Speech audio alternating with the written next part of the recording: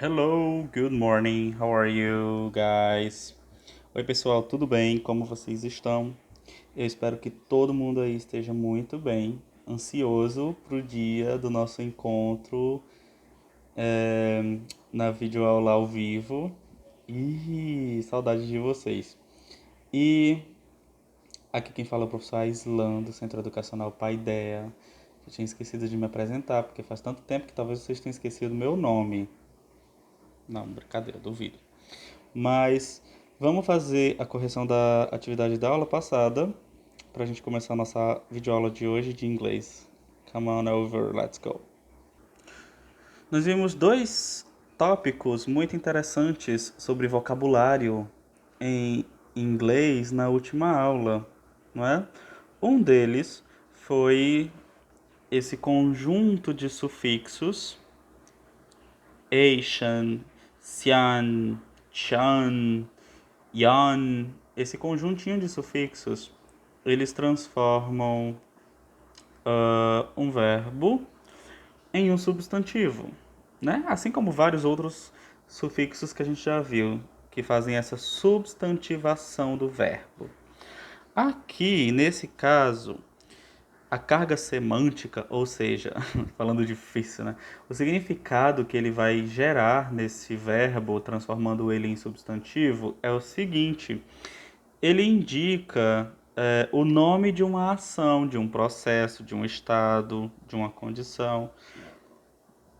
A gente viu até aqui o exemplo, ó. Create é o verbo criar, não é? Quando a gente coloca esse sufixo e transforma em creation, a gente está falando sobre criação. Ou seja, a criação é o ato de criar, não é? Então a gente está dando um nome a essa ação, ok?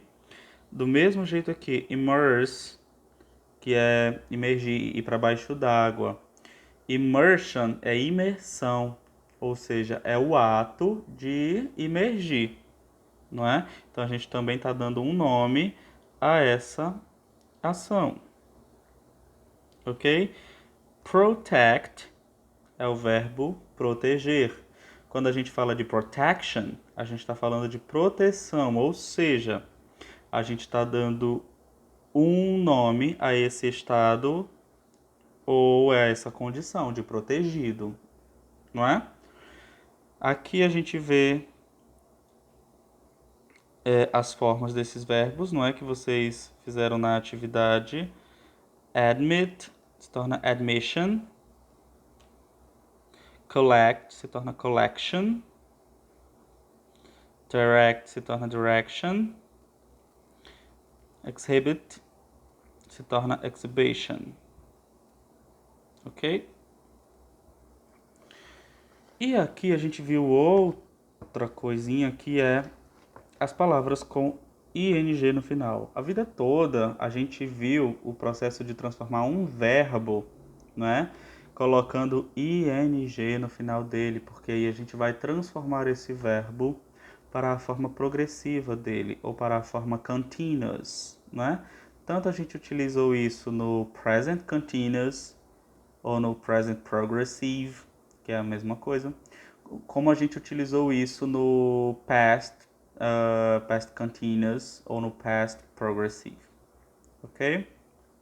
Só que na última aula a gente viu que nós temos três utilidades para as palavras com ing no final. Elas podem exercer as funções de substantivo, de verbo ou de adjetivo, não é?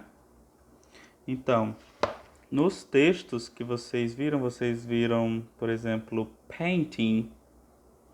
Aqui, painting não é pintando. Nesse contexto, painting significa pintura, que é a coisa já pronta, a pintura, a obra de arte já ok. Então, painting aqui está funcionando como um noun, ou seja, um substantivo. Working, by Reno Laporte, trace working, está funcionando como um adjective. Porque aqui ele tá juntinho aqui, ó, com working class.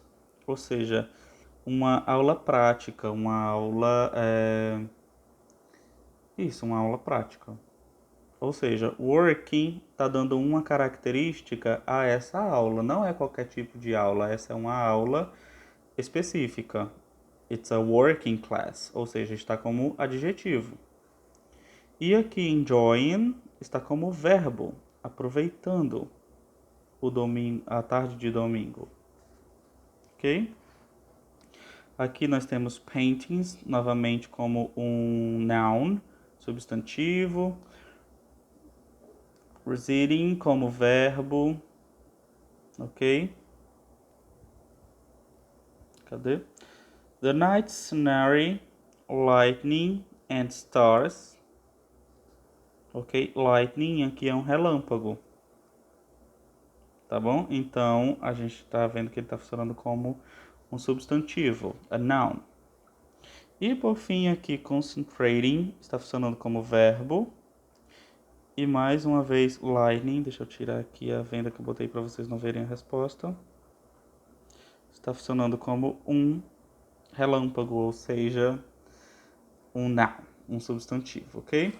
Para hoje, gente, a gente vai ver primeiro. Eu guardei propositalmente essa questão aqui, a questão número 3, para vocês fazerem como uma revisão do que a gente viu na aula passada, tá bom?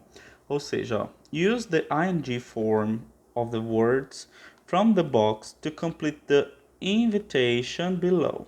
Aqui nós temos um convite e nós temos esses lugares aqui, ó, onde vocês vão colocar essas palavras aqui com o ing no final. Vocês vão descobrir qual é o local de cada uma delas. Ok? Cada um desses losangos aqui está substituindo uma palavra que está no formato progressive, ou seja, com o ing no final. Vocês vão encontrar cada uma delas. E eu gostaria muito que vocês indicassem se está funcionando como substantivo, adjetivo ou verbo em cada um desses casos, tá bom? Hoje a gente vai se concentrar em ver os superlatives. Vamos lá ver. Na página 172 do livro de vocês, 172, a gente tem essa explicação bem detalhada sobre a forma superlativa dos longos e curtos dos adjetivos, tá bom? Bom, o superlativo é uma forma dos adjetivos que pode ser usado para comparar pessoas, lugares ou ações em um grupo ao qual pertencem, tá bom? O superlativo, no caso, ele eleva através de um adjetivo, através de uma característica, fazendo essa comparação, determinada coisa até um nível máximo. Vamos entender como é que isso funciona. Por exemplo, a gente tem aqui o verbo long, aliás, o adjetivo long, que significa longo. Mas quando eu falo The Nile is the longest river in the world. O Nilo, o rio Nilo, é o rio mais longo do mundo. The longest, olha só que eu transformei long em the longest. Está elevando o rio Nilo até eu estou fazendo uma comparação dele com os outros rios, mas eu estou colocando o rio Nilo no topo. Estou elevando ele, tá bom? Estou colocando ele no status de super, ok? Para isso vai servir o superlativo. A gente vai elevar o status, fazendo essa comparação, utilizando o adjetivo. E a gente vai elevar esse status ao máximo. Por exemplo, fast, que é rápido, se torna o mais rápido, the fastest. Nice, que é legal, se torna the nicest, o mais legal. E big, que é grande, se torna the biggest, que é o maior de todos. ok? O sufixo que a gente vai utilizar é o est, tá bom? A gente vai adicionar este sufixo nas formas curtas dos adjetivos. Por exemplo, long, fast, nice, big, são todos adjetivos curtos, tá bom? Então, neles a gente vai acrescentar o est. Aqui a gente tem algumas regrinhas, ó. Os terminados em e, a gente não precisa acrescentar mais um E, só precisa acrescentar o ST. Por exemplo, wise se torna the wisest, mais sábio. Adjetivos terminados em consoante, vogal, consoante, como a gente já viu em várias estruturas, não é? Inclusive com as palavras terminadas em ing. Nesse caso, se a última consoante... cadê? A última consoante vai ser dobrada, como por exemplo em fat. A gente vai dobrar a última consoante, repete o T, porque é a última consoante, e acrescenta o EST. Essas regras são as mesmas que a gente já vem vendo ao longo que a gente vem estudando, com várias disciplinas. Não é porque são regras gramaticais que vão se repetindo, independente do assunto. Por fim, aqueles terminados em Y, olha como é a mesma coisa. Vão perder o Y. Sorry. E a gente vai acrescentar um I no lugar do Y, ok? Deixa eu tomar água porque eu tô falando muito. Aguinha tomada, vamos continuar. No caso dos adjetivos mais longos, lembrando, a gente coloca o est, esse sufixo, no final dos adjetivos curtos. No final dos adjetivos longos, como famous, beautiful, interesting, tiring, a gente vai adicionar este auxiliar aqui, most, ok? Antes do adjetivo. E lembrando, gente, é importantíssimo a gente sempre colocar este artigo definido the, ok? Ele vai fazer grande diferença gramatical nessa construção frasal. Então a gente sempre vai falar the nicest, the biggest. E aqui no caso dos adjetivos longos, the most famous, o adjetivo permanece igual e a gente só usa most antes dele. The most beautiful, o que era bonito se torna o mais bonito. O que era interessante se torna o mais interessante. Ok? The most tiring. E a gente tem aqui... Cadê? Essas formas que são irregulares, como good. Good é irregular, ele não vai ser acrescentado um est no final. A gente acrescenta the best. Bad, a gente não acrescenta o est no final. A gente fala the worst. E far, que é longe, não é? Ele tem essa forma, the farthest. Ou, aqui eu acredito que seja mais utilizada, até aqui eu mais utilizo, the furthest. Ok? Furthest, que é o mais longe. Ok, pessoal. Voltando aqui para a página 66, a página 66, a gente tem a questão 4, que é sobre os superlativos, tá bom? Ele diz para a gente ler mais uma vez esse trecho aqui que foi tirado lá daquele texto do brochure sobre o museu em Buenos Aires. Diz assim, ó. In the mid-40s, Buenos Aires turned into one of the most active centers of concrete art and its variations. Mid-40s, quando a gente vê um número com esse final, 40s, a gente está falando sobre os anos. Por exemplo, 40 são os anos 40, tá bom? Vem de 40. Na metade dos anos 40, Buenos Aires se tornou um dos mais ativos centros da arte concreta e as suas variações. Aqui a gente tem, ó, the most active, uma forma superlativa de usar o adjetivo active, ok? Vocês vão responder a essas perguntas que seguem. In the extract, Buenos Aires compared to... Qual dessas duas opções completa essa frase? Eu não posso baixar para não mostrar a resposta, tá bom? E na letra B, to compare one object or person in a group of 3 or more things or people, we use the... Então, para comparar um objeto ou pessoa em um grupo de 3 ou mais coisas ou pessoas, nós utilizamos o quê?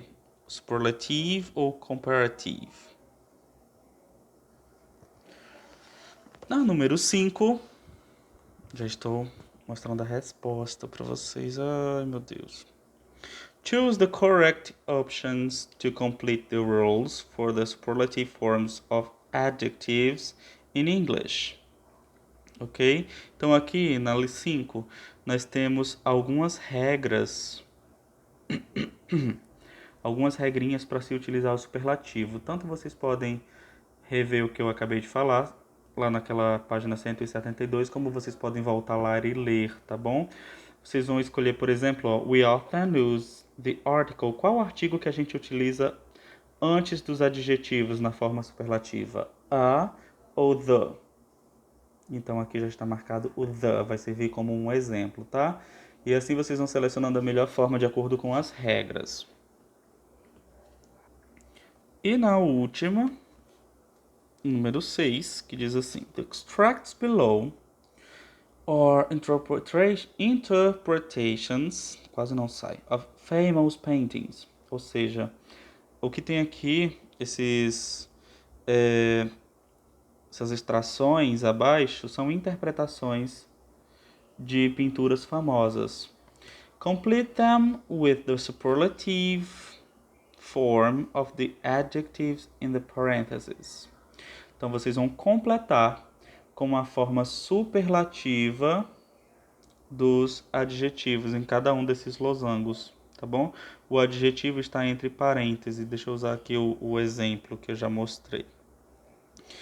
Magnificent é um adjetivo longo, então a gente já sabe que vai utilizar the most magnificent, ok? E assim vocês façam os outros. Gente, por hoje é isso. Qualquer dúvida eu estarei no privado para ajudar vocês. Bye bye and I miss you. Saudades de vocês.